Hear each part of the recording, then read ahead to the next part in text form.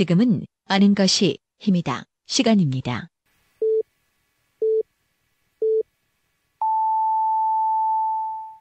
Welcome to the best podcast. Knowledge is power.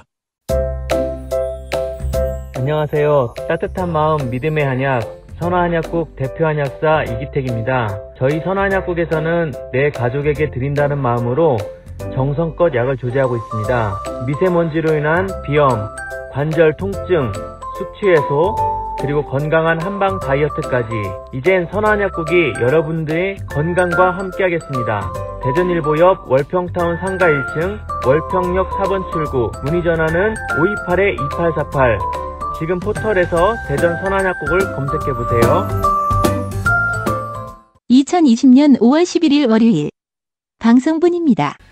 예, 5시엔 대세남 월요일 순서입니다. 키워드로 보는 뉴스 브리핑 팟캐스트 하는 것이 힘이다. 정진호 PD와 함께합니다. 어서 오세요, 정 PD. 네, 안녕하십니까. 정진호입니다. 예, 첫 번째 키워드부터 살펴볼까요? 네, 첫 번째 키워드 걸어다니는 복지카드로 정해봤습니다. 예, 어떤 얘기입니까? 그 복지카드라는 게 있죠. 그 정부에서 장애인들에게 발급해주는 일종의 장애인 증명카드 같은 건데요. 그 충남 천안에 있는 나사렛대학교 브릿지 학부 소속의 한 교수가 그 오랜 세월 동안 그 자신의 이제 학생들을 향해서 그 걸어다니는 복지카드 뭐 이런 얘기를 좀 수시한 사실이 알려져서 현재 좀 논란이 되고 있다고 합니다. 예. 그 나사렛대학교의 브릿지 학부는 그 발달 장애를 가진 학생들을 위해 개설된 학부라고 하는데요.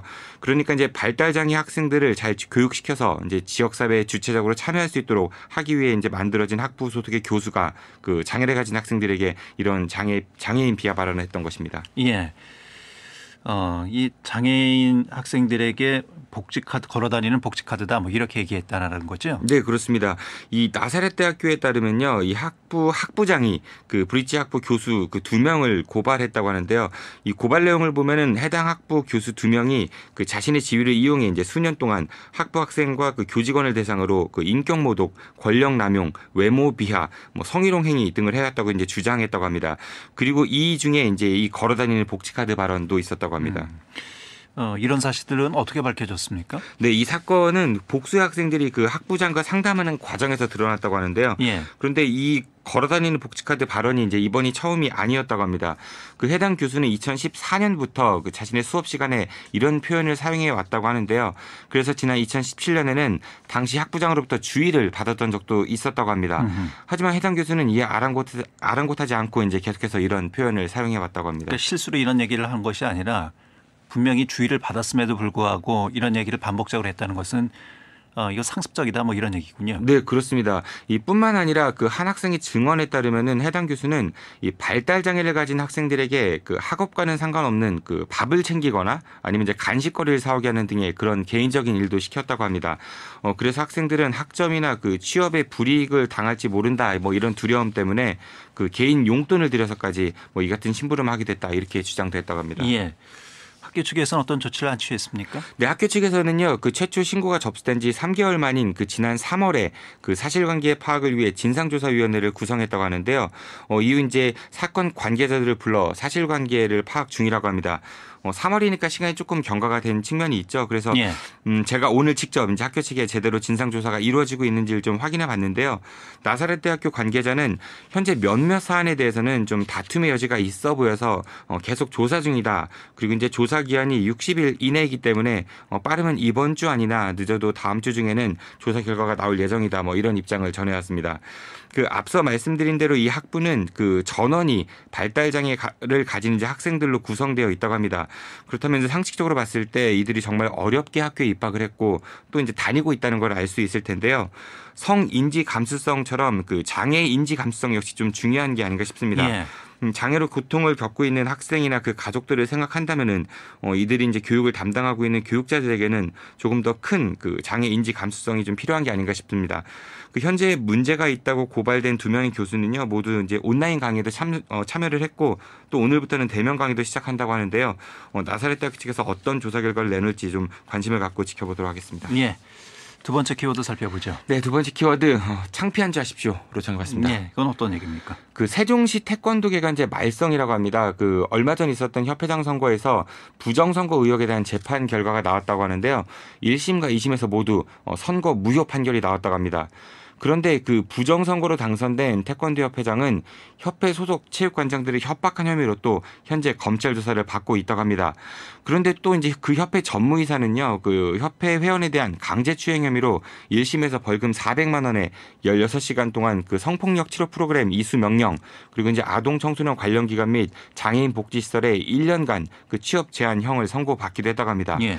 하지만 이 전무이사는요, 1심 판결 이후 그 재판에서 피해자 측 증인으로 나온 체육관장을 또 협박한 혐의로 그 현재 특정범죄 가중처벌죄와 그 강요죄 등으로 추가 고소된 상태라고 합니다. 예.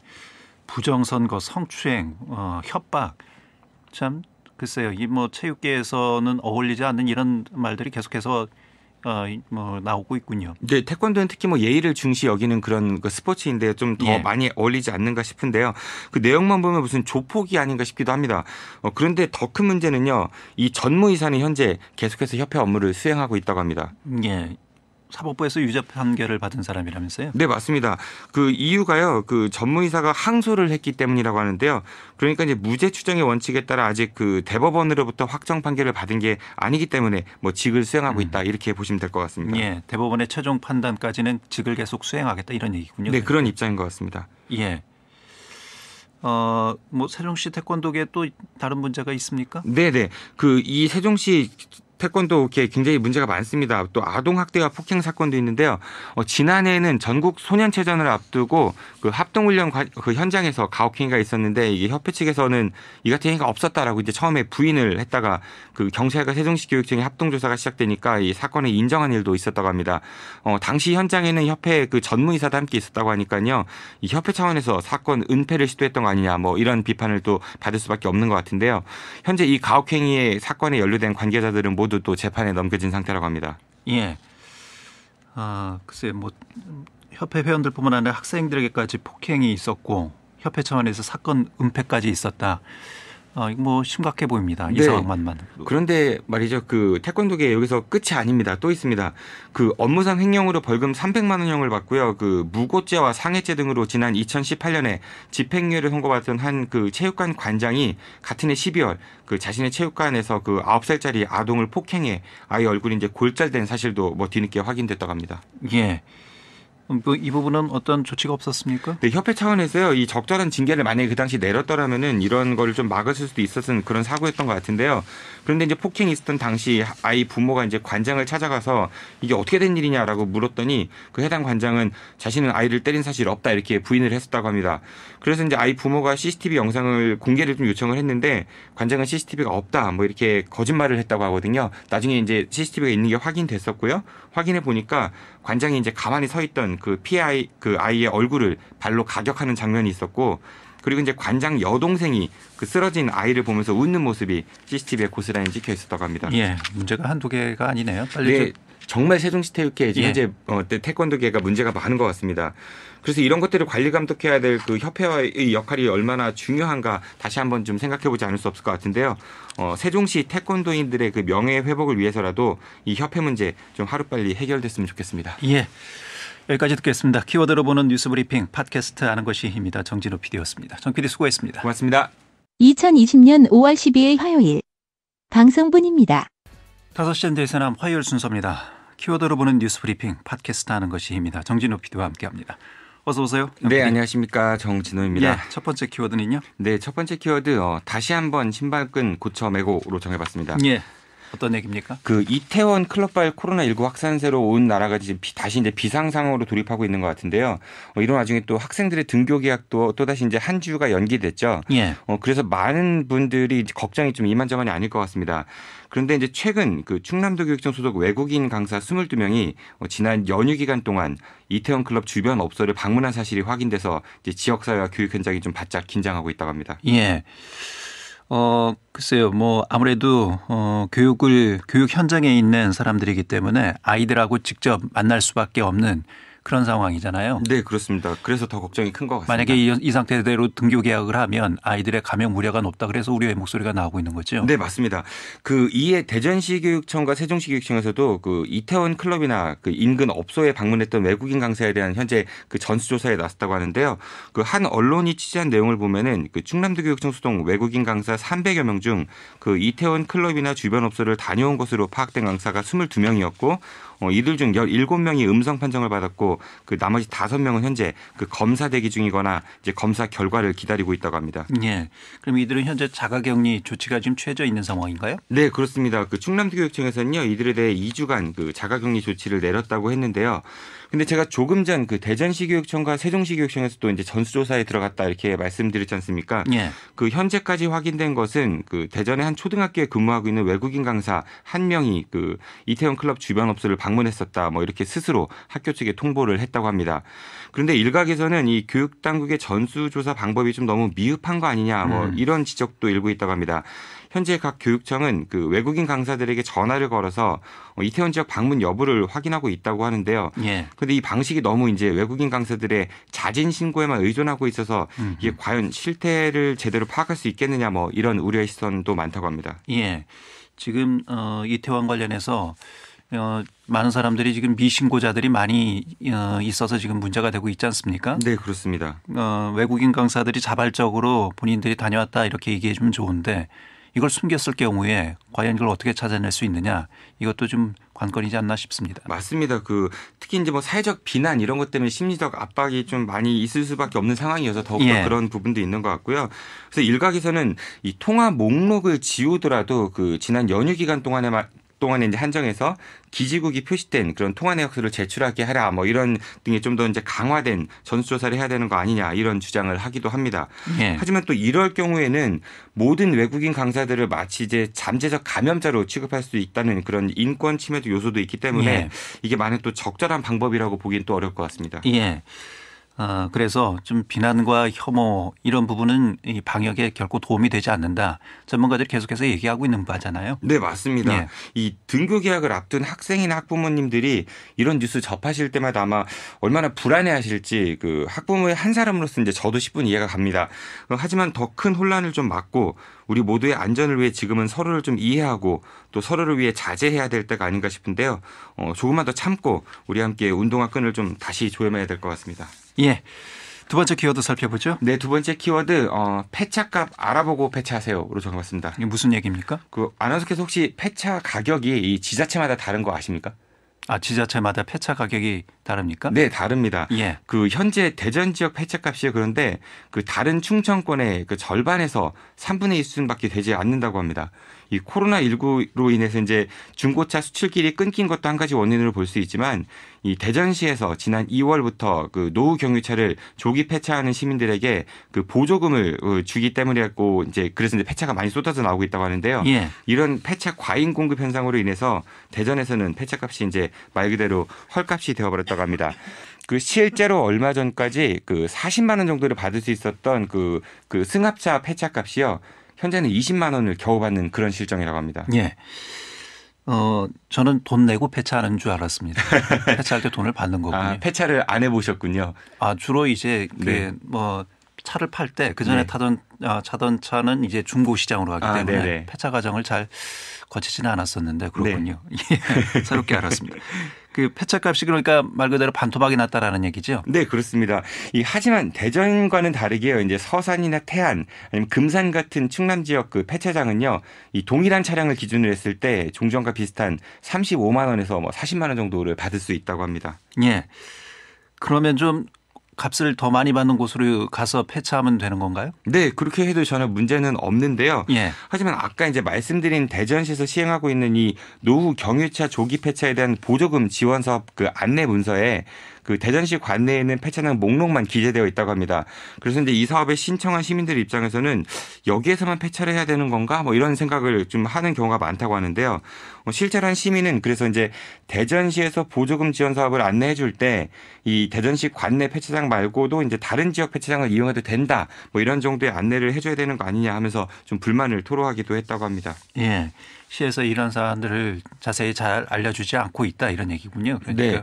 맞습니다. 근데 이제 대전시 관계자 얘기를 들어보면요, 또 그럴 만한 사정이 있는 것 같은데요. 예. 이 시민들의 편의를 위해 그 폐차장 목록을 그 문자에다가 제공했을 뿐이지, 이 반드시 해당 업소만 이용해야 된다 이런 뜻은 아니다라고 이제 이야기를 했고요. 예. 대전보다 가격이 높게 책정된 그 다른 지역 폐차장을 이용하는 것도 문제가 없지만, 이제 만에 하나 이럴 경우 이제 지역 내 업체보다 행정 절차상 좀 문제가 복잡해질 수 있는 그런 가능성도 있기 때문에 이 대전시 차원에서 이거를 권장하기만 어렵다 뭐 이런 입장도 내놨다고 합니다. 당연히 소비자 입장에서는 시장의 논리대로라면 돈을 많이 받는 데에서 폐차할 수밖에 없는 그런 상황인데 뭐 이거 어떤 대책이 있습니까? 그렇다고 뭐 폐차값을 올릴 수가 있는 것도 아닐 거고요. 네, 그렇습니다. 시장 원리에 따라서 그거를 시에서 인위적으로 올릴 수 있는 부분은 아닌 것 같고요. 그런데 금액 차이가 좀 있다 보니까 아무래도 이런 고민이 생길 수밖에 없지 않을까 싶습니다.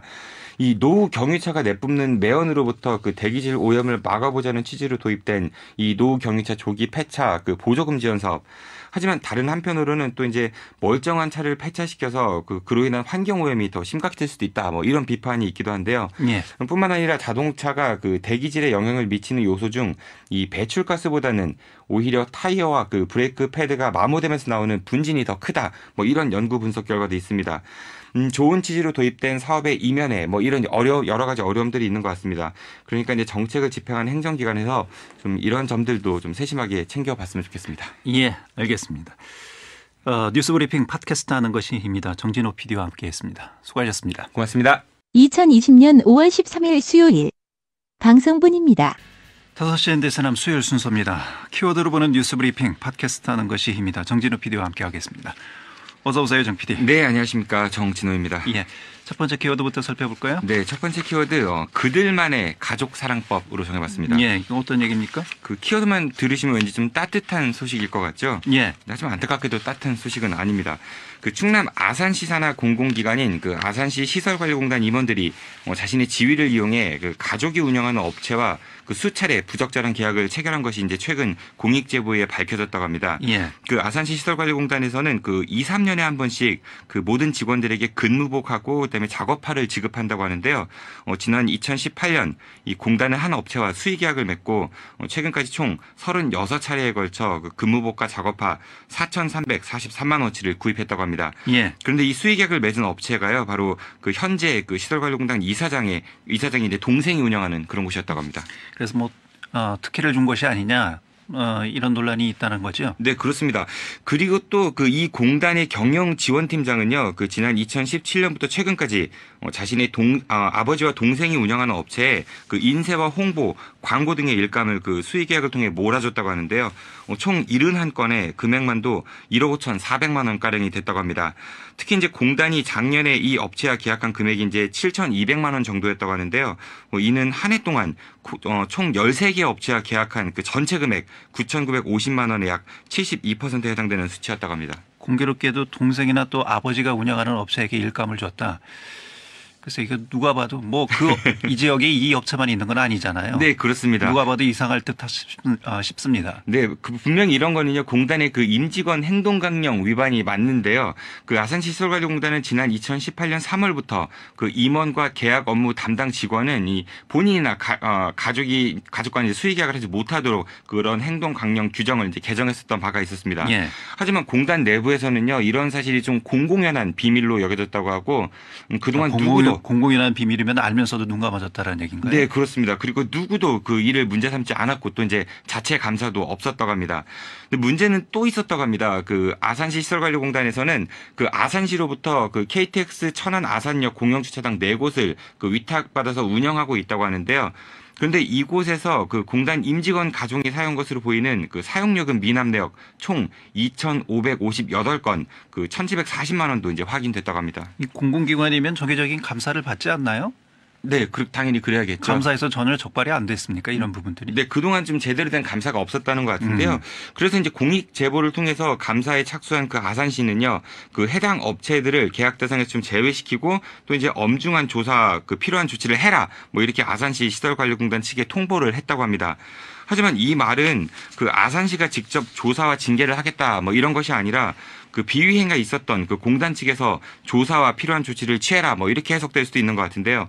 그러니까 마치 이제 고양이에게 생선 가게를 맡긴 꼴이 아닌가 싶기도 합니다. 그래서 일각에서는 이게 탁상행정이다. 그 비리 주체에게 비리를 타파하라고 하는 게 과연 제대로 되겠느냐 이런 비판의 목소리도 높다고 합니다. 예. 그동안 이런 부조리가 만연해 있었던 그 아산시 시설관리공단. 하지만 이곳은 작년 7월 그 행안부가 이제 주관했던 지방 공기업 경영평가에서 이제 최고 등급인 가등급을 받은 적이 있었다고 합니다. 그 경영평가가 무색하리만큼 정말 문제가 좀 심각해 보이는데요. 고양이에게 생선 가게 맡기지 마시고 그 관리 감독 주체인 아산시가 직접 좀 나서서 보다 좀 철저하게 조사도 하고 예. 또 관련자들을 엄중 책임을 좀 물어야 되지 않을까 싶습니다. 예. 두 번째 키워드 살펴보죠. 네, 두 번째 키워드 조회수가 뭐라고로 정해봤습니다. 이건 또 어떤 얘기입니까? 그 아나운서께서 혹시 댁에서 반려동물 키우시나요? 네, 고양이 키웁니다. 아, 그러시군요. 네. 그럼 조금 더 이해하시거나 아니면 분노를 할 수도 있을 것 같은데요. 예. 이 충남대학교 수의학과에 다니고 있는 한 학생이 운영하고 있는 갑수목장이라는 유튜브 채널이 있다고 합니다. 예. 그 구독자 수가 무려 이제 50만 명이 넘는다고 하는데요.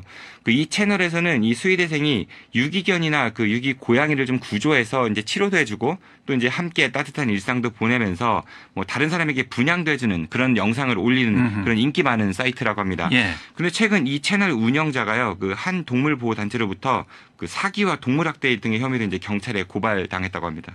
예. 어떤 이유로 고발을 당했습니까? 네. 저 유기견이나 유기 고양이를 데려와서 치료해주고 분양해주는데 그 착한 일이 아닌가요? 네, 그 고발 내용에 따르면요, 예. 이 갑수목장 채널 운영자는 그 펫샵이라고 하죠. 그 애완견이나 고양이 파는 그 상점에서 그 동물들을 산 뒤에 이걸 마치 유기견이나 유기 고양이인 것처럼 이제 속여서 후원금을 받는 등의 그런 부당한 이득을 취했다. 뭐 이런 내용이 담겨 있었다고 합니다. 예, 정말 유기견, 유기 고양이가 아니고요. 네, 그렇습니다. 예, 조작을 했다라는 얘기군요. 그러니까. 네. 그러니까 처음에는 실제 유기 고양이를 이제 구조해서 했었는데 나중에는 이제 이게 바뀌었다 뭐 이런 해명을 했는데요. 예. 이 논란이 불거지자 이 갑수목장 채널 운영자 역시 그 자신의 유튜브 채널 그 실시간 방송에서 사실을 인정을 했습니다. 그리고 사과를 했는데요. 흔히 이제 길냥이라고 하죠. 이 길고양이를 찍어 올리면서 이제 관심을 받게 됐고 그 관심이 이제 더 큰 채널로 이제 그에 대한 갈구로 이어지게 됐다. 그래서 이제 거짓된 영상을 찍어 올렸다라고 그 이유를 해명했다고 합니다. 예. 아직 학생이잖아요. 네, 그 본과 3학년 학생이라고 합니다. 예. 글쎄요, 학생이 왜 이런 이유로 이런 사기극을 벌였을까? 그 부분도 좀 의아합니다. 네, 그 계속 이야기를 들어보시죠. 예. 그리고 또 이 동물학대 의혹도 있다고 하는데요. 이 채널 운영자의 그 동료 수의대생의 이제 증언에 따르면은 이 채널 운영자는 이제 촬영에 도움이 된다면서 그 고양이를 굶기는 일도 많았다고 하고요. 그리고 또 고양이가 햄스터를 물어 죽이도록 방치한 일 그런 일이 있었다고 하고 예. 또 이제 위생이 좋지 않은 철창 안에 그 새끼 리트리버를 좀 가두는 일도 있었다고 합니다. 이에 이제 경찰 고발 말고도요, 그 청와대 국민청원 게시판에는 이 사기와 동물학대를 일삼은 유튜버 갑수목장이 나중에 이제 수의사가 될 수 없도록 학교 측에서는 제적을 시켜야 된다, 뭐 이런 요구하는 그런 청원도 예. 올라와 있다고 합니다. 더군다나 수의학을 공부하는 학생이 이런 사기극을 벌였기 때문에 더 공분을 사고 있는 것 같습니다. 네, 그렇습니다. 예. 오로지 그러니까 유튜브 채널을 운영하기 위해서 이런 일들을 벌였다는 거잖아요. 네, 그렇게밖에 볼 수 없을 것 같은데요.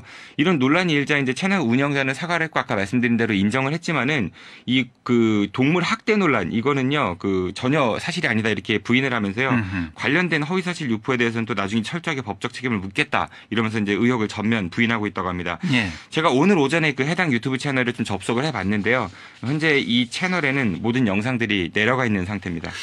동물학대는 이거 법적으로도 처벌 대상이잖아요. 네, 그렇습니다. 예. 그러면 이거 수사가 이루어집니까? 네, 그 현재 사건을 맡고 있는 대전 유성경찰서에서는 의혹을 먼저 제기한 그 이 채널 관리자의 동료 수의대생을 불러서 이제 참고인 조사를 마쳤다고 하고요. 그리고 이제 채널 관리자에게 후원금을 보낸 일부 구독자들은 집단 소송도 준비한 그런 예정이라고 합니다. 예. 충남대학교 역시 그 진상조사위원회를 구성해서 이제 사실관계 파악에 나섰다고 하는데요. 그 충남대학 측에는 그 학교 명예를 실추시킨 행위에 대한 그 징계 규정이 있어가지고 이게 만약 의혹이 사실로 밝혀질 경우에는 이 학생에게 징계를 내릴 그런 가능성도 높다고 합니다.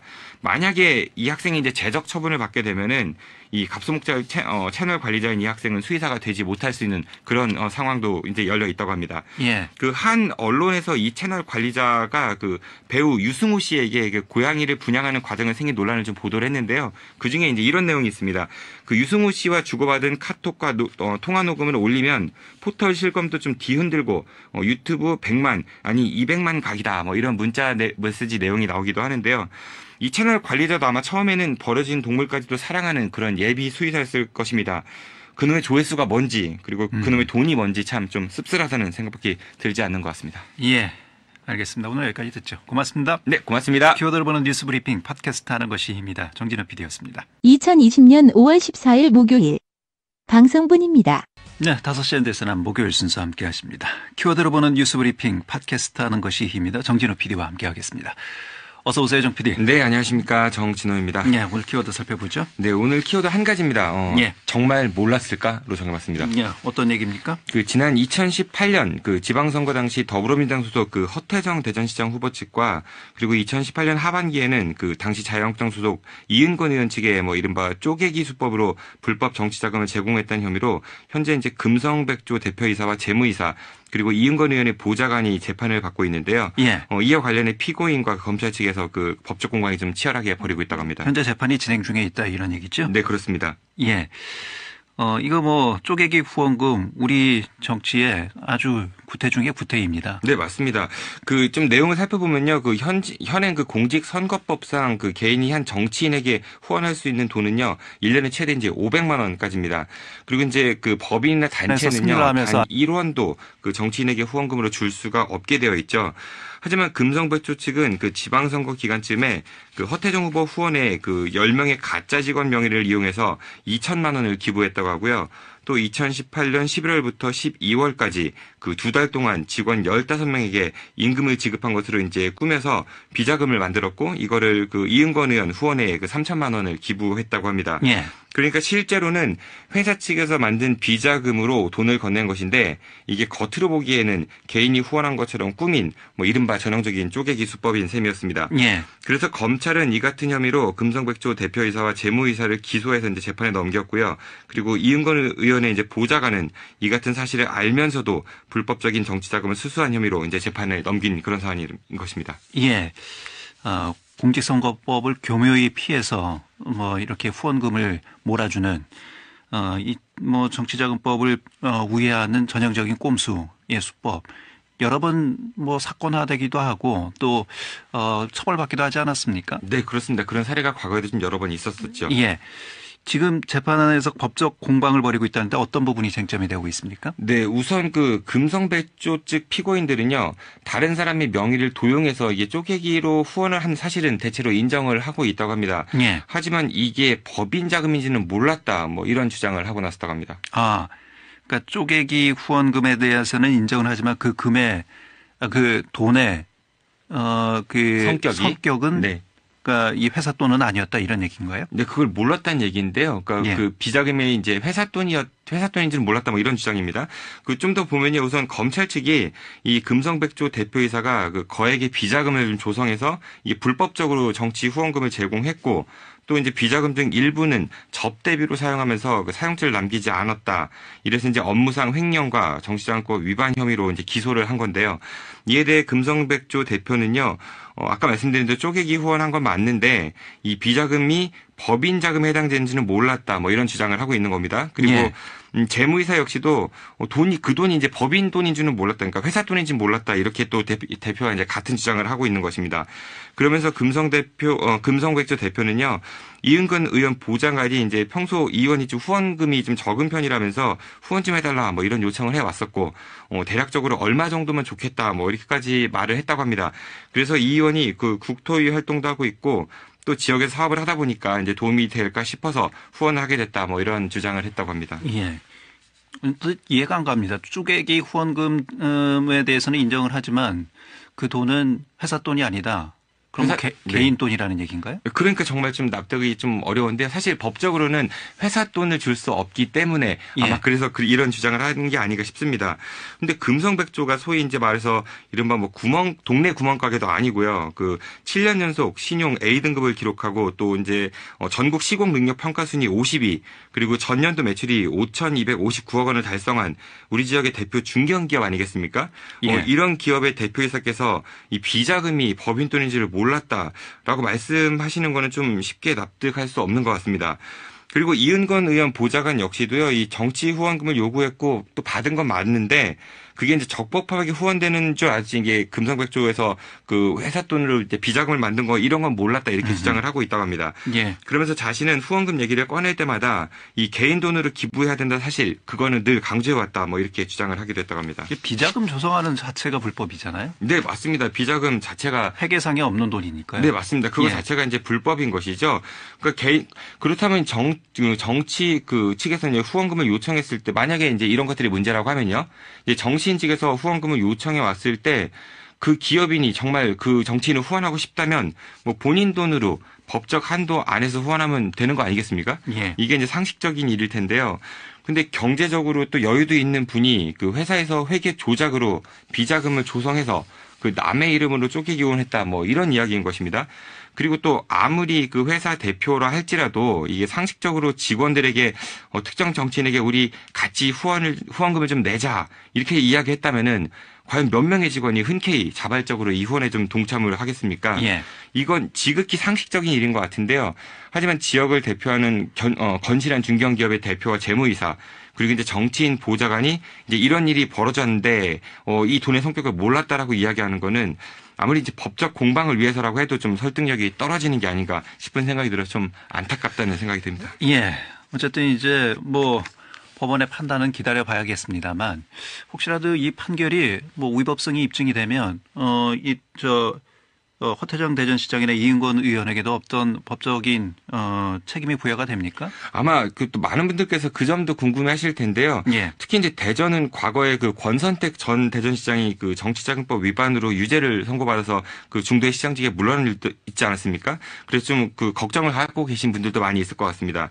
우선 그 이 피고인들에게 유죄가 내려진다 할지라도 그 허태정 시장이나 이은권 의원이 그 회계 책임자와 공모를 했거나 아니면 이제 돈을 받았을 당시에 이게 이제 불법적이다라는 사실을 인지했다 뭐 이런 것들이 확인되지 않으면은 이 두 정치인에 대해서는 법적으로 책임을 물을 수는 없다고 합니다. 예. 그 현행 정치자금법상 만약에 그 후원금을 받는 입장에서 처음에는 이 돈이 이제 불법인지 몰랐다가 나중에 알게 됐다라고 하면요. 그걸 인지한 시점부터 30일 안에 반환을 하면은 법적으로는 문제가 되지 않는다고 합니다.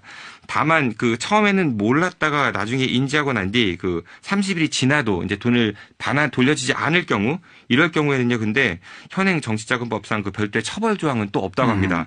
그리고 근데 대전시 선관위에 따르면 이제 조사 시점 당시에 그 후원회가 이미 해산을 해버렸기 때문에 이 돈은 반환되지 않은 것으로 이제 확인했다 이런 이야기를 들었습니다. 예. 그 국민들의 혈세를 통해 그 한 해 수백억 원의 그 정당의 이제 국고 보조금도 지원을 받고요. 또 이제 세비나 급여도 받고 업무 추진비도 받고 또 합법적으로 그 후원금을 받을 수도 있는 그런 정치권인데요. 하지만 이렇게 다양한 경로를 통해 돈을 받을 수 있음에도 불구하고 이런 불법 정치자금 관련 뉴스를 접할 때마다 좀 국민의 한 사람으로서 마음이 편치만은 않습니다. 예. 그 재판을 통해 그 사법부가 법적 판단을 내리는 것과는 별개로 그 우리 정치권과 재계가 좀 건전한 정치 문화를 위해서라도 이 법 테두리 안에서 그 투명한 정치 후원 행위를 좀 했으면 좋겠습니다. 예.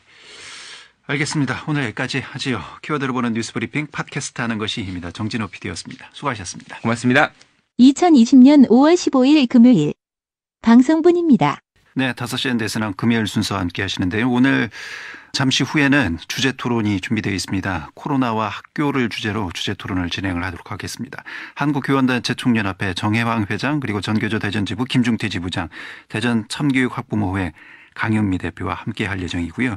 좋은 의견 있으시면 함께 문자로 참여해 주시면 감사하겠습니다. 단문 50원, 장문 100원에 유료 문자 샵 2309를 이용하시면 됩니다. 샵 2309번입니다. 페이스북, 카카오톡 채널 5시엔 대선하면서도 참여 가능하고요. 오늘은 유튜브를 통해서 보이는 라디오 진행되고 있습니다. 의견을 남겨주시면 세 분을 선정해서 커피와 베이커리 모바일 상품권 보내드리도록 하겠습니다. 키워드를 보는 뉴스 브리핑입니다. 팟캐스트 하는 것이 힘이다. 정진호 PD와 함께 하겠습니다. 어서 오세요, 정 PD. 네, 안녕하십니까. 정진호입니다. 예. 첫 번째 키워드부터 살펴보죠. 네, 오늘은 키워드를 좀 한 가지만 전해드리도록 하겠습니다. 예. 오늘 키워드 오른다는 건지 내린다는 건지로 정해봤습니다. 예, 어떤 얘기입니까? 그 지역 뉴스를 보면은 빠지지 않고 나오는 게 바로 부동산 관련 소식인데요. 그 특히 대전이 그 정부의 각종 부동산 정책 규제 지역에 포함되지 않았기 때문에 이제 집값이 많이 올랐다. 뭐 이런 거는 많이 들어서 아시고 계실 것 같습니다. 그런데 최근 뉴스를 보면 좀 갈팡질팡하다는 그런 느낌을 좀 지울 수가 없을 것 같은데요. 예. 그래서 오늘 이 시간에는 그 통계에 근거해서 대전의 그 집값 시장을 좀 전망해 드리도록 하겠습니다. 그 아나운서께서는 생각하시기에 대전의 집값이 좀 앞으로 많이 오를 것 같은가요? 아니면 좀 거품이 빠질 것 같은가요? 예. 집값 예측하는 거는 거의 뭐 점치는 수준이라서요. 상당히 어렵습니다. 네. 최근에 그 언론 보도된 그 부동산 관련 헤드라인을 좀 몇 가지 소개해 드려 보겠는데요. 예. 그 대전 집값 1년 새 25% 올랐다. 6대 광역시 중 1위 뭐 이런 것도 있고요. 코로나 여파에도 대전의 아파트 가격 상승세 유지 뭐 이런 기사도 있고요. 그리고 이제 반대로 코로나가 대전 부동산 잡나 아파트 실거래가 추락 뭐 이런 기사도 있습니다. 헷갈리시죠? 예, 그러니까요. 오르는 데는 오르고 또 떨어지는 데는 떨어지고 또 거래가 안 되는 곳은 또 지금 거래 절벽이라고 할 만큼 전혀 거래가 실종된 상황이기 때문에 어느 하나의 단편적인 그 현상만 가지고 부동산 예측하는 것은 정말 좀 어려운 부분이 아닐까 싶습니다. 네. 세종시도 좀 마찬가지인데요. 역시 좀 몇 가지 헤드라인을 소개해드리면은 역주행한 세종시 부동산 코로나 와중에 2달 새 2억 쑥 뭐 이런 기사도 있고요. 반면에 코로나 등 매수 심리 위축 세종시 아파트값 잠시 쉬어간다 뭐 이런 기사도 있습니다. 이게 같은 비슷한 시기에 나온 기사들인데요. 네. 근데 느낌이 좀 어떻습니까? 이게 매수 심리가 위축되면은 당연히 가격 오름세가 꺾이거나 아니면 좀 하락한다 이렇게 이야기하는 게 좀 정상일 것 같은데 잠시 쉬어간다. 뭐 이렇게 표현을 했으니 이거는 곧 다시 오를 것이다. 뭐 이런 의미를 좀 내포하고 있는 것 같아서 한편으로는 좀 씁쓸하다는 생각이 들기도 했습니다. 예. 그러니까 이제 언론 역시 부동산 관련 보도를 할 때 희망적 관측 그러니까 오를 것을 네. 희망적으로 관측하는 이런 경향성이 있다 이런 얘기군요. 네, 일종의 가격 상승을 좀 부추기는 뭐 그런 것도 좀 있지 않을까, 그 영향도 있지 않을까 생각이 들었는데요. 예. 근데 이제 한국감정원에서 발표한 실제 매매 거래량을 좀 한번 찾아봤습니다. 그 대전에서는 지난해 11월 그 3,576건이 매매가 있었는데요. 5달이 지난 그 2020년 4월입니다. 매매 건수가 1,259건으로 무려 60% 이상이나 급감을 했습니다. 예. 아까도 뭐 얘기했듯이 지금 거래 절벽 이런 얘기가 나오고 있어서요. 전체적인 거래 건수는 많이 줄어들었다라는 것이 여러 통계상으로도 확인이 되는 바잖아요. 네, 맞습니다. 그리고 이제 또 KB 부동산 리본 자료에 따르면요. 그 매매 거래 지수 역시 2020년 3월 기준으로 116.1에서요. 4월 20일에는 76.6으로 이제 급감을 했다고 합니다. 참고로 이 매매 거래 지수는 100을 기준으로 해서 100보다 높으면 그 사고자 하는 사람들이 많아서 부동산 거래가 좀 활발하다 뭐 이런 뜻이고요. 이제 반대로 지수가 100 아래면 그 산다는 사람이 적어져서 매매 시장이 얼어붙는다 뭐 이렇게 보시면 될 것 같습니다. 전세 시장 역시 마찬가지라고 하는데 그 KB 부동산 리본 발표한 그 4월 월간 주택 동향에 따르면은 대전 지역 아파트 전세가율은 지속적으로 하락해서 그 67.3%를 기록했다고 합니다. 이는 지난 2013년 4월 이후 가장 낮은 수치라고 합니다. 네. 그 전세가율이 낮다라는 것은 실거래가 집값하고 전세가하고 차이가 많이 난다 이런 얘기잖아요. 네, 그렇습니다. 예. 이 보통 전세 가격은요 큰 변동폭이 없는데요. 이처럼 좀 집값과 전세 가격 차이가 많이 난다는 말은 그만큼 집값이 그동안 좀 과도하게 올랐다, 오른 측면이 있다. 이렇게 다시 말해서 집값은 상당수에 좀 거품이 끼어 있다 이렇게 보셔도 될 것 같습니다. 이렇게 되면은 그 전세를 끼고 그 집값의 차액만큼만 돈을 들여서 집을 사는 이른바 갭 투자를 하기에는 좀 상당히 부담스러운 그런 상황이라고 볼 수 있을 것 같습니다. 네, 어떻게 보면 이제 투기적 소유를 억제할 수 있는 그런 상황이다. 뭐 이렇게도 이제 긍정적으로 해석할 수 있는 부분도 있습니다. 네, 그렇습니다. 글쎄요, 대전의 집값이 뭐 단기간에 많이 올랐다라는 것은 주지의 사실이고요. 그에 대한 여러 가지 다양한 뭐 분석도 있었습니다. 네, 그런데 그 중에서도 가장 많은 그 영향을 끼쳤다라고 볼 수 있는 게 정부기대로 이제 몰려든 외지인들의 그 이른바 투기 쇼핑 때문이라고 또 볼 수 있을 것 같습니다. 그 이들은 얼마 전까지만 해도 그 전세 버스를 동원해서 단체로 대전에 와서 이제 부동산을 거의 싹쓸이하다시피 했었는데요. 왜 몇 년 전까지만 해도 대전의 집값과 그 전세값은 좀 서로 비슷한 시절이 있지 않았습니까? 그 이들 사이에서 그때 돌던 말이 야, 대전에 가면은 3억 원에 집을 사서 3억 원에 전세를 놓을 수 있대. 그러니까 내 돈 하나도 안 들이고 집을 살 수 있을 거야. 뭐 이런 말들이 많이 회자됐다고 합니다. 그리고 실제 이런 세력들에 의해서 그 대전 지역의 아파트 값이 좀 폭등을 하게 되었다는 게 그 여러 부동산 전문가들의 분석이라고 합니다. 예.